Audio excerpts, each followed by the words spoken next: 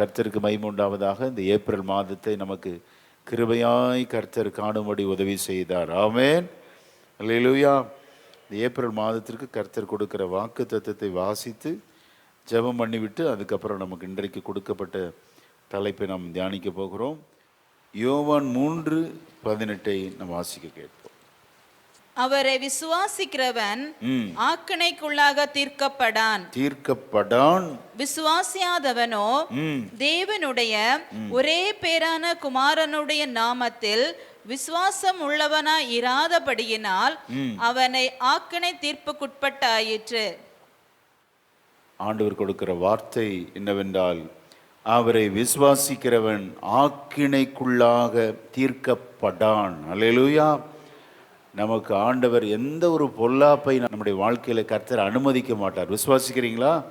விசுவாசியாதவனுக்கு அந்த ஆக்கினை தீர்ப்பு வருகிறதே ஒழிய, ஆண்டவராகிய இயேசு கிறிஸ்துவை விசுவாசிக்கிற உங்களுக்கும் எனக்கும் கர்த்தர் எந்த ஒரு நியாய தண்டனைகளை கொடுக்கவே மாட்டார். ஆமென். ஆண்டுடைய தண்டனையோ அல்லது இந்த போராட்டம் ஸ்தோத்திரம் ஒரு சாபமோ என்றெல்லாம் மனதிலே கலங்கி வந்திருக்கிற உங்களோடு கர்த்தர் பேசுகிறார். அவரை விசுவாசிக்கிறவன் ஆக்கினைக்குள்ளாக தீர்க்கப்படான். அல்லேலூயா. கர்த்தர் கொடுக்கிற நல்ல இந்த வார்த்தைக்காக ஆண்டவருக்கு கரங்களை தட்டி கர்த்தருக்கு மகிமை செலுத்துவோம். நமது குடும்பம், நமது பிள்ளைகள் கர்த்தருடைய நியாய தண்டனைக்கு உட்பட மாட்டார்கள். நடக்கிற எல்லாம் நன்மைக்கு ஏதுவாகவே நடக்கிறது. விசுவாசிக்கிறீங்களா? அல்லேலூயா. அந்த விசுவாசம்தான் நமக்கு ஆசீர்வாதத்தை தருகிறது. அல்லேலூயா.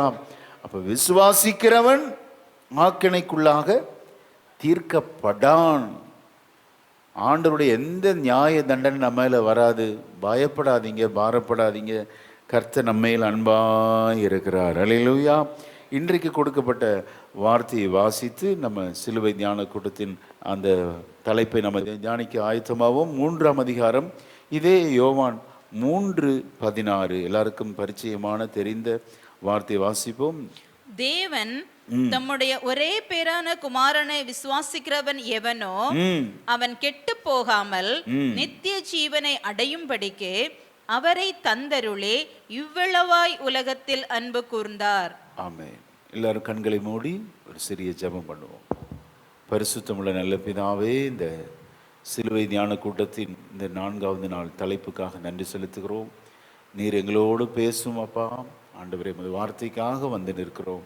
வந்திருக்கிற ஒவ்வொரு உள்ளங்கள், இந்த வார்த்தையை கேட்கிற ஒவ்வொரு செவிகளும் ஆசீர்வதிக்கப்படட்டப்பா. உமது நன்மையினால் திருப்தி ஆகட்டும். இயேசுவின் நாமத்தில் ஜெபிக்கிறோம் நல்ல பிதாவே, ஆமென். அல்லேலூயா. அப்போ நித்திய ஜீவனை நமக்கு கொடுக்கிற தேவன், அந்த நித்திய ஜீவன் சிலுவையினால் நமக்கு கிடைத்தது. அல்லேலூயா.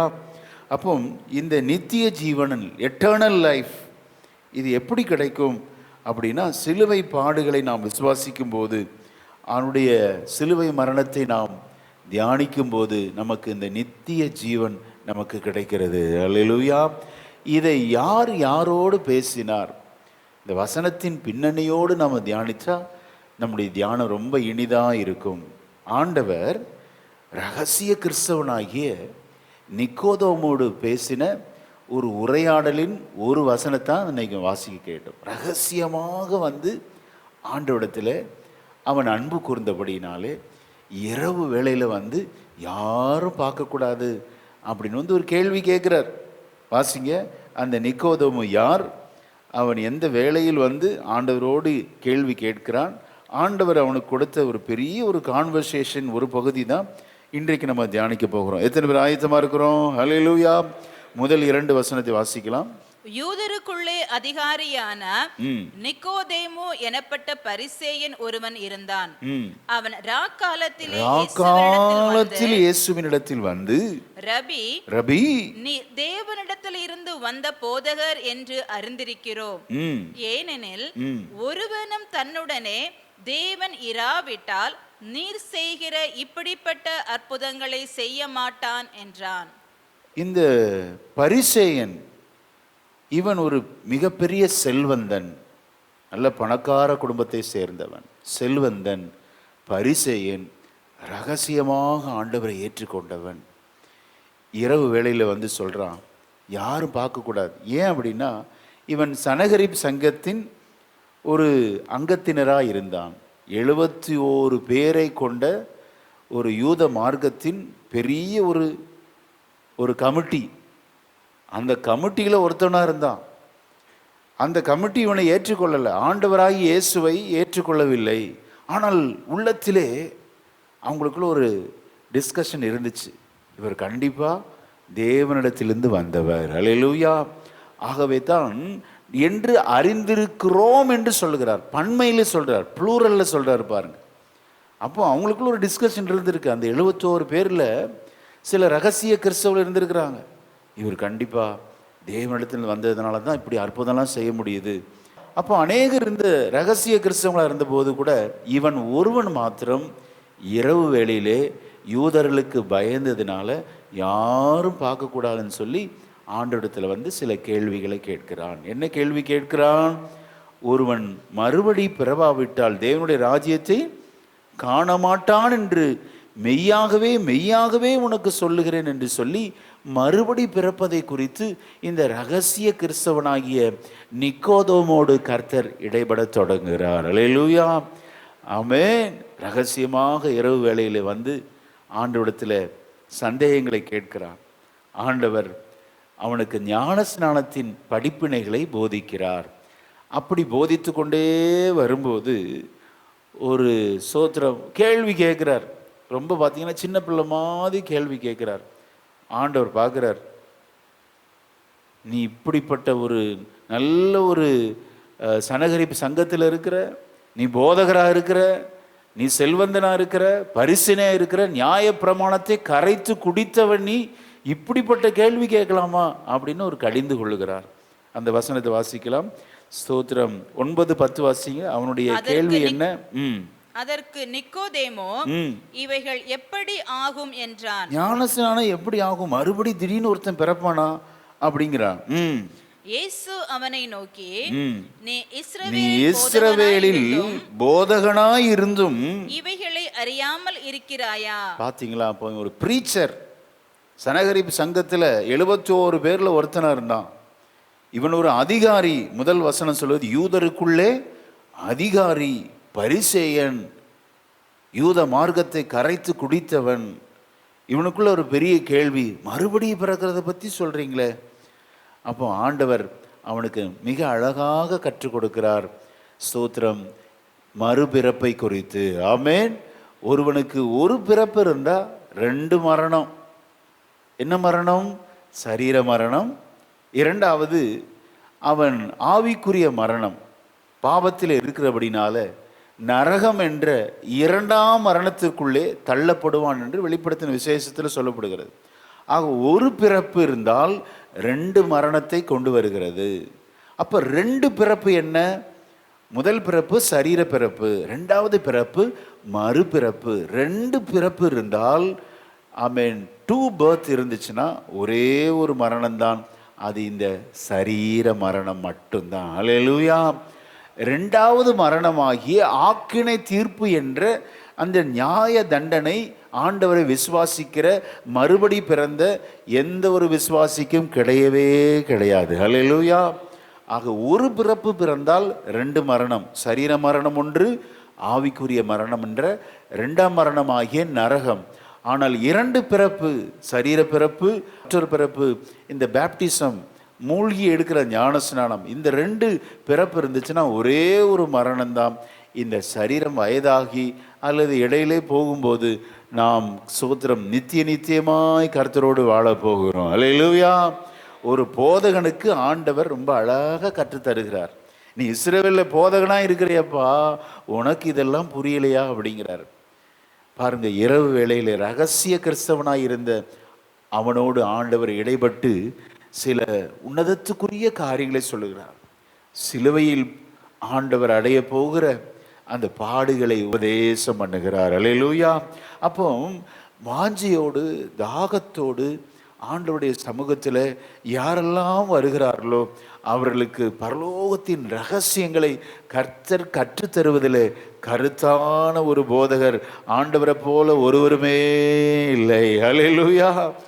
அவனை பார்த்து சொல்றாரு, நீ விசுவாசித்தால் விசுவாசம் போதும் அப்படிங்கிறார்.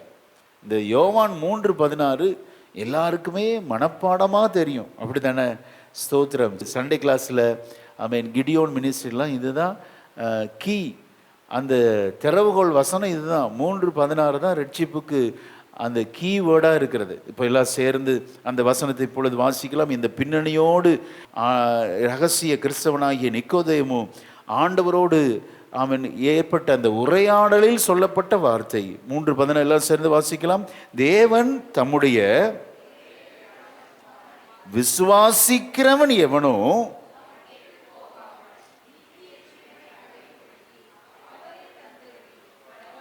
இவ்வளவாய் உலகத்தில் அன்பு கூர்ந்தார். ஆமென்.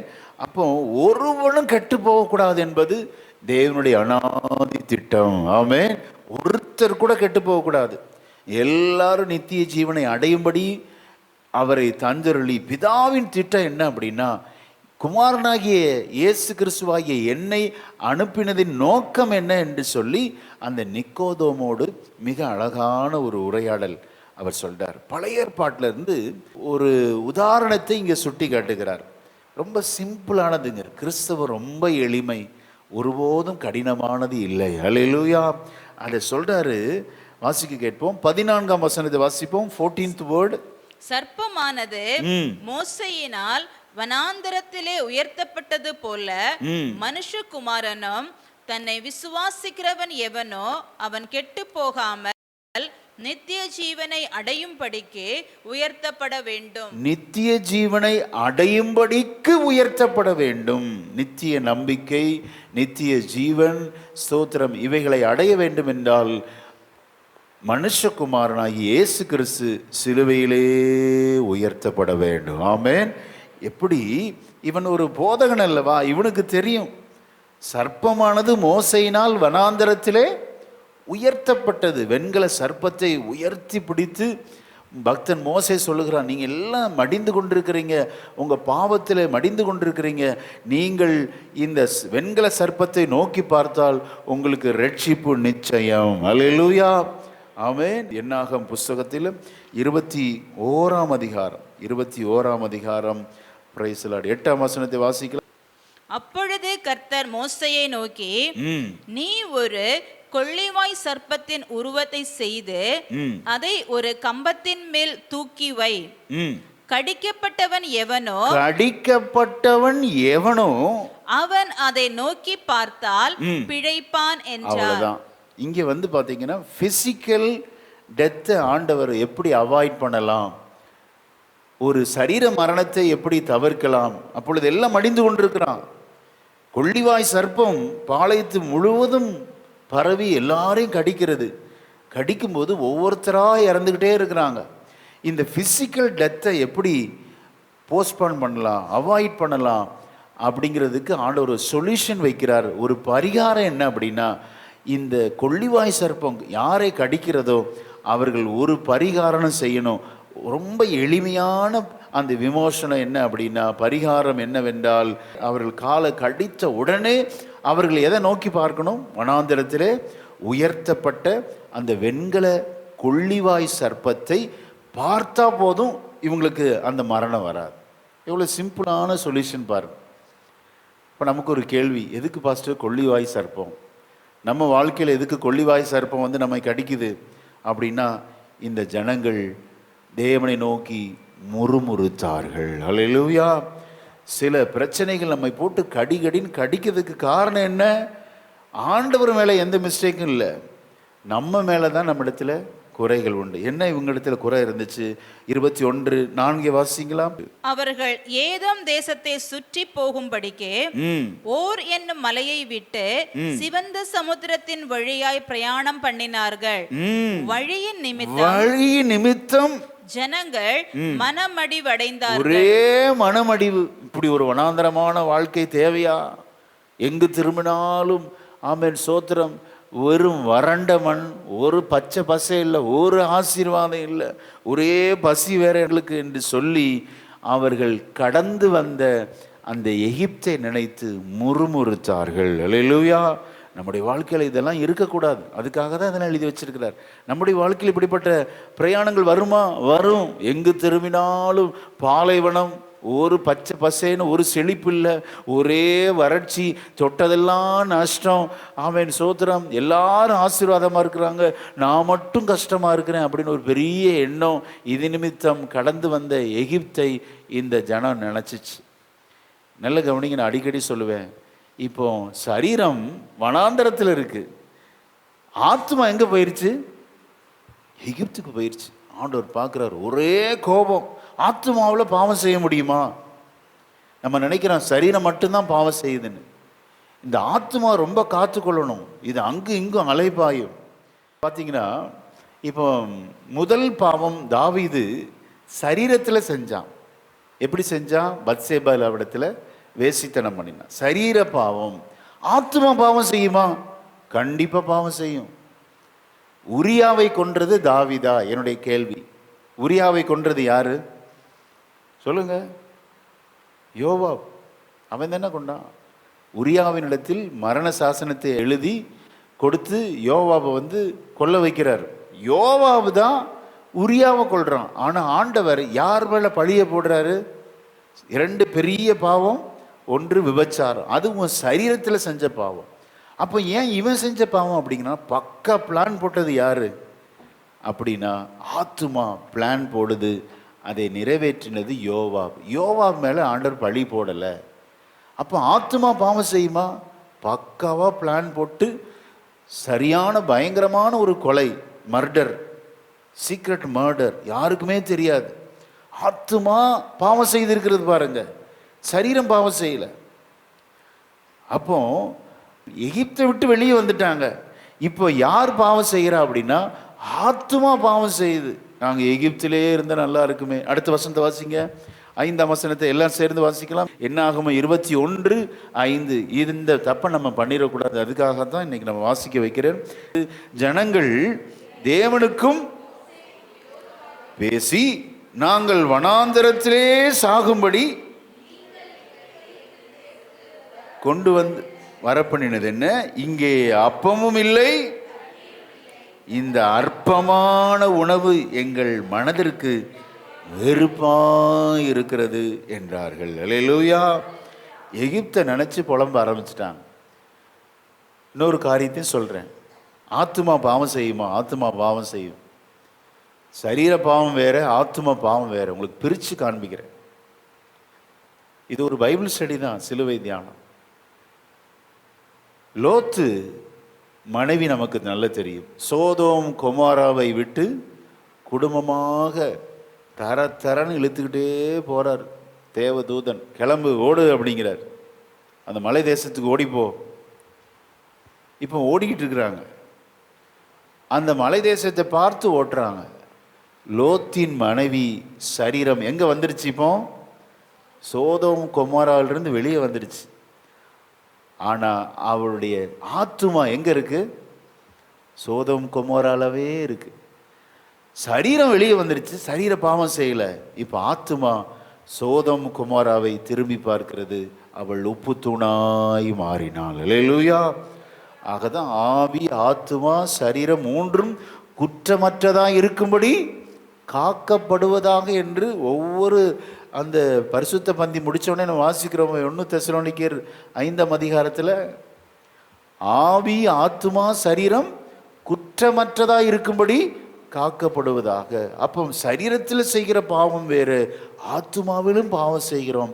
ஆத்துமாங்கிறது எது? நமக்கு இப்போ ரொம்ப எளிமையாக புரியும்படி சொன்னால், நம்முடைய எண்ணங்களை கரெக்டாக வச்சுக்கணும். எண்ணங்களை முறுமுறுக்க அனுமதிக்கக்கூடாது.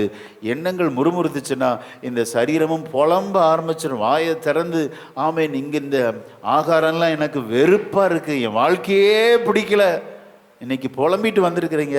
கர்த்தர் உங்களோட தீர்க்கமாக பேசுகிறார். அல்லேலூயா. ரொம்ப எளிமையான ஒரு வழி என்னன்னா, அவரை நோக்கி பார்த்தால் நாம் ரட்சிக்கப்படுவோம். அல்லேலூயா. அப்போ நோக்கி பார்ப்பதற்கு ஒரு காலேஜில் போய் படிக்கணுமா? சொல்லுங்க. நோக்கி பார்ப்பது ஒரு எளிமையான ஒன்று. ஒரு சின்ன பிள்ளையை பார்த்து கூட, தோ இங்கே பாரு அப்படின்னா ஒரு அட்டென்ஷன், அதை அப்படி பார்க்குது பாரு, அவ்வளோதான். That's all simple. நம்முடைய ஆண்டவர் ரொம்ப எளிமையான ஒரு அந்த விமோசனத்தை வச்சிருக்கிறார், பரிகாரத்தை வைத்திருக்கிறார். நோக்கி பார்ப்பதற்கு ஒரு கல்லூரியில் போய் பாடம் படிக்கணும் அவசியமே இல்லை. ஆமேன். அது எதை குறிக்கிறது அப்படின்னா, வேற எதையுமே பார்க்காத, சூழ்நிலைகளை பார்க்காது. சூழ்நிலைகள் வெறுப்பாக இருக்கிறது போல இருக்கலாம், சூழ்நிலைகள் வறண்டவைகளாக இருக்கிறதே போல இருக்கலாம். இந்த ஏப்ரல் மாதம் முழுவதும் நம்முடைய கண்கள் கர்த்தரையே நோக்கி பார்க்கும் என்றால் நமக்கு நித்திய வாழ்க்கை உண்டு. ஹல்லேலூயா. மன சலசலப்பு அடையாதீர்கள், வாயை திறந்து முறுமுறுக்காதீர்கள். கர்த்தரையே நம்பி நம்முடைய 2 கண்களும் ஆண்டவரை தரிசிக்கும் போது நமக்கு ஒரு நித்திய வாழ்க்கை உண்டு. விசுவாசிக்கிறீங்களா? கர்த்தரோடு இடைபடுகிறார். ஆமேன். உனக்கு எந்த ஒரு நித்திய தண்டனை வராது. ஆமேன். உனக்கு நல்ல ஒரு சுக வாழ்வை கர்த்தர் வைத்திருக்கிறார். ஹல்லேலூயா. நல்ல கரங்களை தட்டி ஆண்டவருக்கு மகிமை செலுத்தலாமா? ஹல்லேலூயா, ஹல்லேலூயா. ஆமேன். சூழ்நிலைகளை பார்க்காது, வெறுமையை பார்க்காது, இல்லாமையை பார்க்காது. கர்த்தர் உனக்கு நல்ல ஒரு வாழ்க்கையை வைத்திருக்கிறார். இயேசுவை நோக்கி பார். ஹல்லேலூயா. ஆமென். உன்னை வாளாக்காமல் இயேசு, உன்னை கீழாக்காமல் இயேசு மேலாக்குவார். உன்னை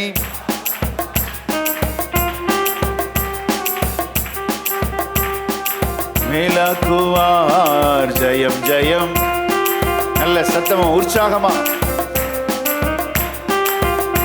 ஆமென். இஸ்ரவேலே நீ பயப்படாதே,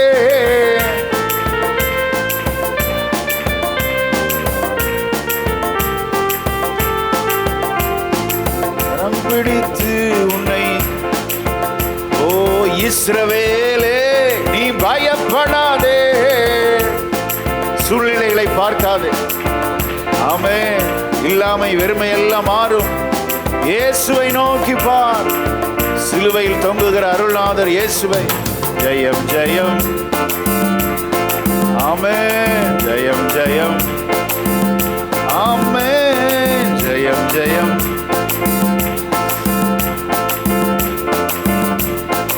செங்கடலும் யோர்தானும், செங்கடலும் சொல்லுங்க,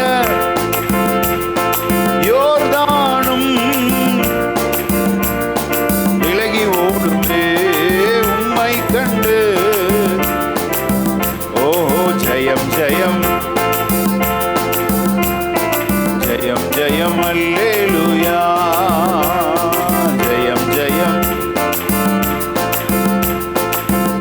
ஜெயம் அல்லேலூயா. அல்லேலூயா. இந்த ஏப்ரல் மாதம் சூழ்நிலை வெறுமையாக இருக்கலாம். ஆமே. எல்லாம் இல்லாமையை போல தோன்றலாம். எங்கு திரும்பினாலும் வனாந்தரமாக இருக்கலாம். பயப்படாதே. சோத்திரம். எதுவும் உன்னை தீண்டாது. அல்லேலூயா. ஆக்கினை தீர்ப்பு உனக்கு வராது என்று கர்த்தருடைய ஆவியானவர் உரைக்கிறார். ஆமென். நாம் நோக்கி பார்ப்பது அருள்நாதர் இயேசுவின் சிலுவையை மாத்திரம். ஆமென். அதை தான் இங்கே நிக்கோதேமுக்கு சொல்றார். இப்போ வாசிக்கலாம். இந்த பின்னணியோடு வாசித்தா ரொம்ப அருமையா இருக்கும். வாசிக்கலாம். யோவான் 3:14-15. சர்ப்பமானது மோசேயினால் வனாந்தரத்திலே உயர்த்தப்பட்டது போல மனுஷகுமாரனும் தன்னை விசுவாசிக்கிறவன் எவனோ அவன் கெட்டு போகாமல் நித்திய ஜீவனை அடையும்படிக்கு உயர்த்தப்பட வேண்டும். அல்லேலூயா. சூழ்நிலையை பார்த்துறாத. பரிசேயனாகிய நீ போதகனா இருக்கிற, உனக்கு நல்ல செல்வம் இருக்கு, பதவி இருக்கு, அந்தஸ்து இருக்கு, அதெல்லாம் பார்க்காத. உயர்த்தப்பட போகிற சிலுவைநாதர் இயேசுவை பார். அல்லேலூயா. சொல்லிட்டு நல்ல ஒரு கான்வர்சேஷன். இவனுக்குள்ள ஒரு மாற்றத்தை கொண்டு வந்துச்சுங்க. பரிணாம வளர்ச்சி அடைந்தான். அவரை விசுவாசிக்கிறவன் நித்திய ஜீவனை அடைவான். அல்லேலூயா. நீங்க குறிச்சு வச்சுக்கோங்க, வாசிக்க நேரம் இல்லை. யோவான் 5:24. அவருடைய வசனத்தை கேட்டு அவரை அனுப்பினவரை விசுவாசிக்கிறவனுக்கு நித்திய ஜீவன் உண்டு.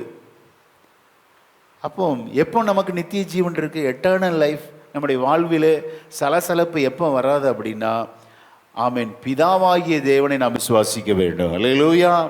குமாரனாகிய கிறிஸ்துவை நாம் விசுவாசிக்க வேண்டும். 5:24 பிதாவை விசுவாசிக்க சொல்றார். 6:47 இயேசுவை விசுவாசிக்க சொல்லுகிறார். யோவான் 6:47 வாசிங்க. என்னிடத்தில் விசுவாசமாய் இருக்கிறவனுக்கு நித்திய ஜீவன் உண்டென்று மெய்யாகவே உங்களுக்கு சொல்லுகிறேன். ஆமென். என்னிடத்தில் அவர் யார்? அவர்தான் வார்த்தை. ஆமென். என் வசனத்தை கேட்கிறவன், ஸ்தோத்திரம், அவர்தான் வார்த்தை. அவரை வார்த்தையை விசுவாசிக்கணும், இயேசுவை விசுவாசிக்கணும். கேட்டு ஸ்தோத்திரம் விசுவாசிக்கிறவனுக்கு நித்திய ஜீவன் உண்டு. அல்லேலூயா, ஸ்தோத்திரம். எது நித்திய ஜீவன்? அது வசனத்தை வாசிடலாம், எல்லாரும் சேர்ந்து வாசிக்க போறோம். யோவான் 17:3. ரொம்ப அருமையான வார்த்தை, ரொம்ப கிளியரா டெஃபினிஷன் கொடுத்திருக்கிறார் ஆண்டவர்.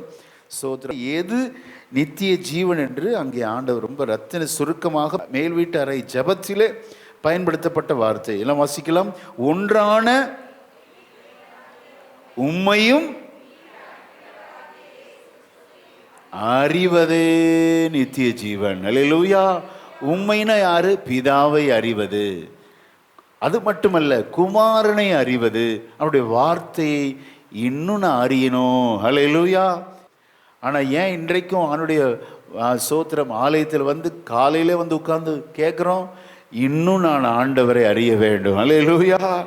இதுதாங்க நித்திய ஜீவன். ஆமென். ஒருபோதும் நான் எல்லாம் அறிந்துட்டேன்னு சொல்றது உங்களுக்கு நித்திய ஜீவன் கிடையாது. இன்னும் நான் அவரை அறிய வேண்டும், இன்னும் என்னுடைய தேவனுடைய குமாரனை அறிய வேண்டும், பிதாவை அறிய வேண்டும், அவருடைய வார்த்தையை அறிய வேண்டும் என்பதுதான் நமக்கு நித்திய ஜீவனாய் இருக்கிறது. அல்லேலூயா. வேத வாக்கியங்களை ஆராய்ந்து பாருங்கள், அவைகளால் உங்களுக்கு. ஆமென். அப்போ வேத வாக்கியங்களை ஆராய்ச்சி செஞ்சு பார்க்கணும். 66 புஸ்தகத்துக்கு விளக்க உரை எழுதியிருக்கிறாரு கேம்பல் மார்கன் என்ற ஒரு சிறந்த ஒரு பரிசுத்தவான். 66 புஸ்தகத்துக்கும் அவர் அந்த ஒவ்வொரு புஸ்தகத்திற்கும் விளக்கத்தை எழுதுவதற்கு முன்பாக ஒவ்வொரு புஸ்தகத்தையும், ஆதியாகமம் ஆகட்டும், ஆமென், சோத்திர யாத்திரம், ஒவ்வொரு புஸ்தகத்தையும் 50 தடவை வாசிப்பாராம். 50 டைம்ஸ் வாசிச்சுட்டு தான் அதற்கு விளக்கங்களை எடுக்க பேனாவே கையில் எடுப்பாராம். அல்லேலூயா.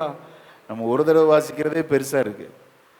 பரிசுத்தவான்கள் 50 தடவை வாசிச்சுட்டு அதுக்கப்புறம் அந்த கமெண்ட்ரி எழுத ஆரம்பிக்கிறாங்க. அப்போ எப்படி இருந்திருக்கும் பாருங்க. ஸ்தோத்திரம். இதெல்லாம் நினைக்கிறப்ப யோசித்து பார்த்தேன், நமக்கு பிரச்சனை இல்லையா? 1008 பிரச்சனை இருக்குங்க. பிரச்சனையை நினைச்சா நம்ம வாழவே முடியாது. அல்லேலூயா. ஆனால் இவ்வளோ பிரச்சனை உள்ள வாழ்க்கையின் மத்தியிலே இந்த வேத வசனத்தை ஆராய்ச்சி செய்யும் போது நமக்கு ஒரு நித்திய நம்பிக்கை கொடுக்கிறது. அல்லேலூயா. நித்திய வாழ்க்கையை கொடுக்கிறது. ஆமென். இவைகளை நோக்கி பாருங்கள், நமக்கு நித்திய ஜீவன் கட்டாயம் உண்டு. இவைகள் என்றால் என்ன? பிதாவை அறிவது. அல்லேலூயா. இவைகள் என்றால் என்ன? குமாரனை அறிவது, அவருடைய வார்த்தையை ஆராய்ச்சி செய்வது.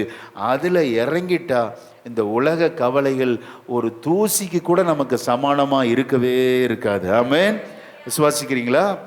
இப்போ ரகசியமாய் வந்த நிக்கோதேமு சனகரிப்பு சங்கத்தில் ஆண்டவரை பற்றி பேச ஆரம்பிச்சிட்டார்.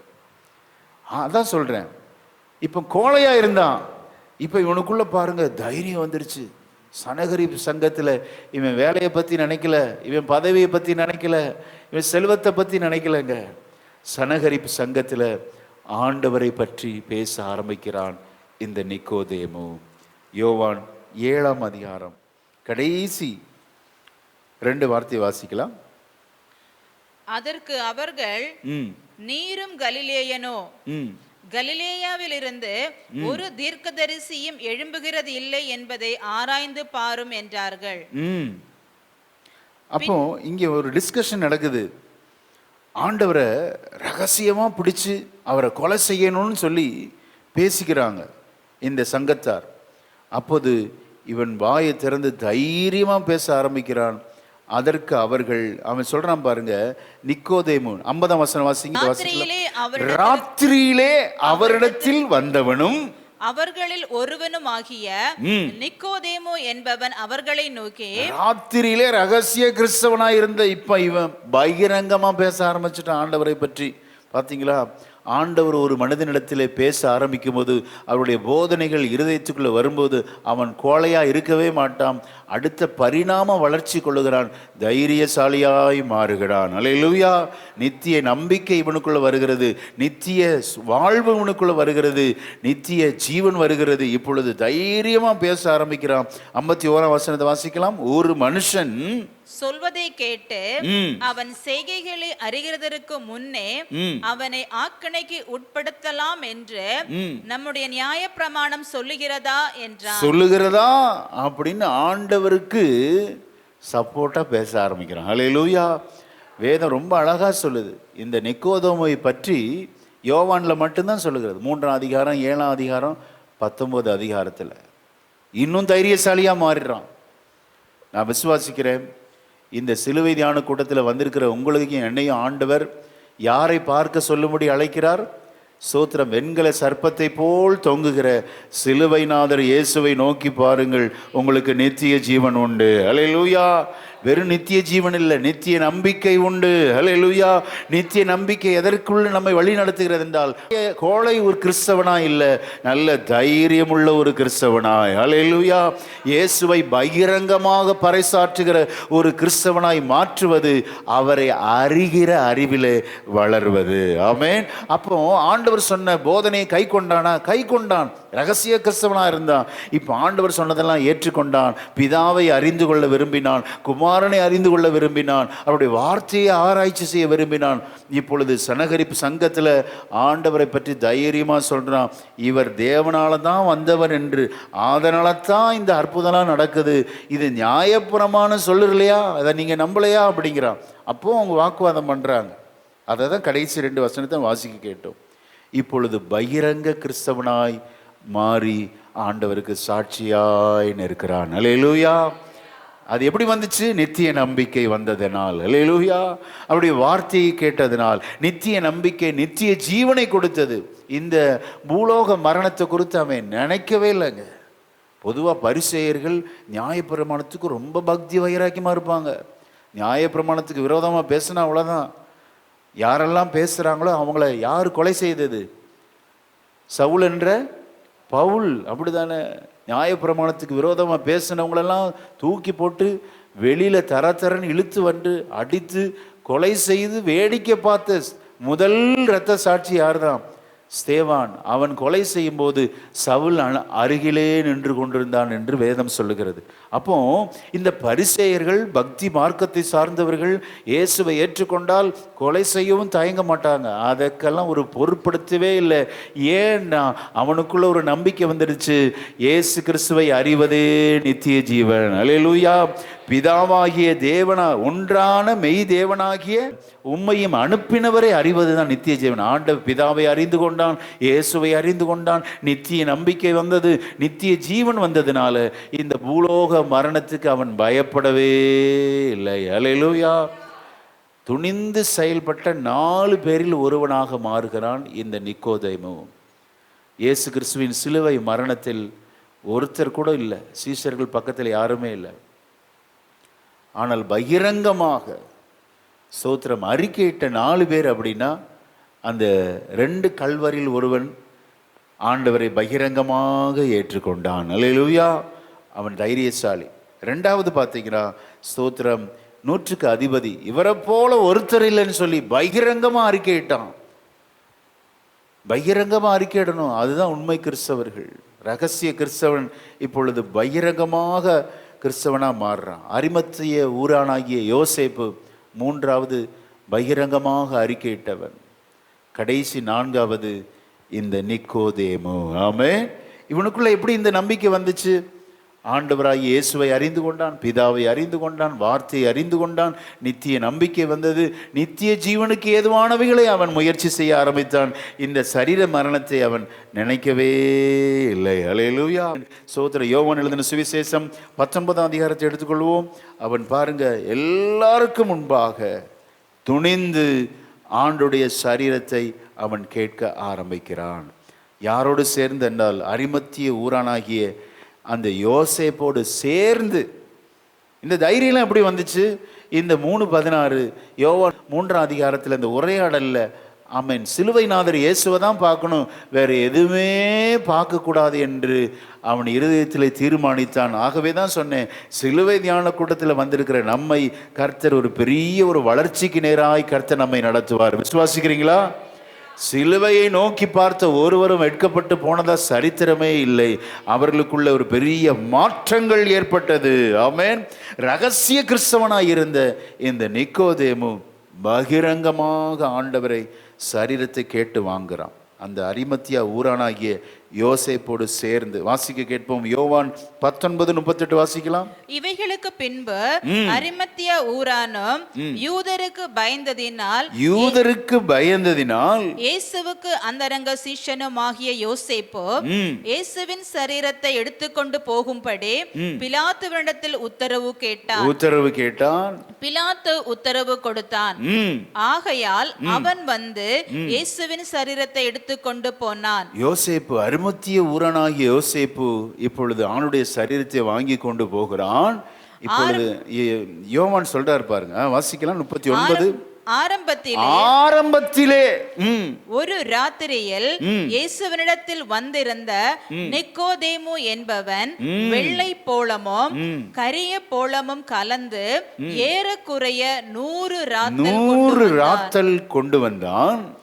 அவர்கள் இயேசுவின் சரீரத்தை எடுத்து யூதர்கள் அடக்கம் பண்ணும் முறைமையின்படியே அதை சுகந்த வர்க்கங்களுடனே சீலைகளில் சுற்றி கட்டினார்கள். பாத்தீங்களா? ஆரம்பத்திலே ரகசியமாய் வந்தவன் இப்பொழுது பகிரங்கமாய் ஆண்டுடைய சிலுவையை, அந்த மரணத்தில் ஏற்பட்ட அந்த சரீரத்தை வாங்கி கொண்டு வந்து அதை பதப்படுத்தி யூத மார்க்கத்தின்படி சேலைகளில் சுற்றி சிறந்த ஒரு அடக்கத்தை பகிரங்கமாக செய்தான். அல்லேலூயா. இயேசு கிறிஸ்துவின் சிலுவை மரணம் ஒரு மனிதனை எப்படி மாற்றுகிறது பார்த்தீங்களா? கோழையாயிருந்த பரிசேயன், கோழையாயிருந்த செல்வந்தன் பகிரங்கமாக துணிந்து செல்வத்தை ஆண்டவருக்காக பயன்படுத்தினான். அல்லேலூயா. இன்றைக்கு உங்களோடு ஆண்டவர் பேசுகிறார். உங்கள் வாழ்க்கையை ஆண்டவருக்காக பயன்படுத்த விரும்புகிறீங்களா? ஆமென். அவரை விசுவாசிக்கிறவன் எவனோ அவன் நித்திய ஜீவனை அடையும்படிக்கு அவரை தந்தருளி இவ்வளவாய் உலகத்தில் அன்பு கூர்ந்தார் என்று ஆண்டுடைய உரையாடலை அப்படியே வாழ்க்கையில் அப்பியாசப்படுத்தி, ஸ்தோத்திரம், வெறும் வார்த்தையினால் அல்ல, செயல் வடிவிலே பகிரங்கமான சாட்சியாய் மாறினது உண்மை என்றால், உங்களை என்னையும் ஆண்டவர் இப்படி பகிரங்கமான சாட்சியாய் மாற்றி சிலுவைநாதர் இயேசுவினுடைய சரீரத்திற்கு மகிமையான ஒரு நல்லடக்கம் செய்தவனாய் மாறினான். அல்லேலூயா. ஆமென். ஸ்தோத்திரம். இப்படி ஆண்டவர் அழைக்கிறார். நம்ம ஆண்டவர் விசுவாசிக்கணும், அவ்வளவுதான். வேற எதுவுமே இல்லை. நோக்கி பார்க்கணும், அவ்வளவுதான். எவ்வளவு எளிமையான வழி பாருங்க. நோக்கி பார்க்க ஏதாவது போய் ட்ரைனிங் எடுக்கணுமா, ஊழிய பயிற்சி எடுக்கணுமா, பாஸ்டருக்கு படிக்கணுமா? எதுவுமே தேவையில்லை. கர்த்தரை நாம் விசுவாசிக்கும் போது நமக்கு நித்திய நம்பிக்கை கிடைக்கும், நித்திய ஜீவன் கிடைக்கும், நித்திய வாழ்வு உண்டு. நம்ம தைரியசாலியாய் மாறிவிடுவோம். அல்லேலூயா. எது செய்தது? அவருடைய உபதேசம் செய்தது. உபதேசத்தில் ஆண்டவர் எதை மையமாக வைத்து பேசினார் என்றால், சிலுவை பாடுகளை மையமாக வைத்து பேசினார். ஆமென். அல்லேலூயா. இந்த 4வது நாள் வந்திருக்கிற உங்களுக்கு நல்ல ஒரு நம்பிக்கையான வாழ்க்கை உண்டு, நல்ல நித்திய ஜீவன் உண்டு. சோதரன், நீங்கள் நல்ல தைரியமாய் துணிந்து கர்த்தருக்காக ஊழியம் செய்வீர்கள். என்னோட எத்தனை பேர் ஆமோதிக்கிறீங்க? வலது கரத்தை உயர்த்தி ஹல்லேலூயா. உங்கள் செல்வத்தை கர்த்தருக்கு நல்லடக்கம் செய்ய நீங்க பயன்படுத்துங்கள். உங்களுக்கு கொடுத்த அதிகாரம், உங்களுக்கு கொடுத்த வாழ்க்கை, உங்களுக்கு கொடுத்த பலனை தேவனுடைய சிலுவை பாடுகளுக்காக பயன்படுத்துங்கள். கர்த்தர் உங்களை கொண்டு பெரிய காரியங்களை செய்வார். பரிசுத்தமுள்ள நல்ல பிதாவே, இந்த அருமையான ஏப்ரல் மாதம் முதல் நாளுக்காக நன்றி செலுத்துகிறோம். கர்த்தரை விசுவாசிக்கிறவன் ஆக்கினை தீர்ப்பு அவனுக்கு வராது என்று நாங்கள் வாசித்தாப்பா. இன்றைக்கு வசனத்தை கேட்ட எல்லார் மேலும் உமது அன்பான கரம் இறங்கி வந்து ஆண்டவர் நிக்கோதேமுவை போல நல்ல தைரியம் உள்ளவர்களாய் அப்பா, உம்முடைய ஊழியத்துக்கு வலது கையாய் தோள் கொடுக்கிற பிள்ளைகளாய் உமது நாமத்தின் மகிமைக்காக வாழ உதவி செய்யுங்க. இந்த மாதம் சாட்சியுள்ள வாழ்க்கையை காத்து கொண்டு அநேகருக்கு ஆண்டவரே நன்மை செய்கிற பிள்ளைகளாய் மாறட்டும் என்று ஆண்டவர் மனதார அடியான் பலிபீடத்திலிருந்து bless பண்ணி ஜெபிக்கிறேன் அப்பா. பரலோகத்தின் நன்மைகள் உமது பிள்ளைகளை சூழ்ந்து இருப்பதாக, நன்மையும் கிருபையும் அவர்களை தொடருவதாக. இந்த நாளை ஆசீர்வதிங்க. இந்த நாள் முழுவதும் உமது பிள்ளைகள் கைட்டு செய்கிற எல்லா வேலை, தொழில், பிரயாணம் எல்லாம் ஆசீர்வதிக்கப்படுவதாக எங்களை தாழ்த்துகிறோம். இயேசு கிறிஸ்துவின் நாமத்தில் பிதாவே.